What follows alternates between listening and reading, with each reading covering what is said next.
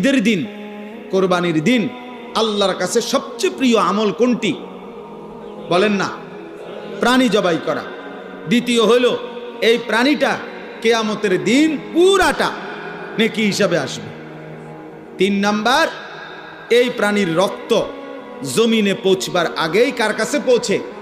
আল্লাহর আরশে পৌঁছে, আল্লাহ পাকের কাছে পৌঁছে। তাহলে কুরবানির মাধ্যমে এত দ্রুত গতিতে, এত শর্ট টাইমে বান্দা আল্লাহর কুরব, নৈকট্য হাসিল করে। এই জন্য এটারে কুরবান বলে, এই জন্য এটারে কি বলে? কুরবান। এই জন্য নবী সাল্লাল্লাহু আলাইহি সাল্লাম বলেন ফাতিবু বিহা নাফসান। এই হাদিসের শেষ শব্দ এটা। অতএব তোমরা খুশি খুশি দিলে কোরবানি করো। কি দিলে? খুশি খুশি। আরো 5,000 টাকা বাড়ায় নাও, আরো 10,000 টাকা বাড়ায় নাও, হ্যাঁ আরো 2,000 টাকা বেশি দাও।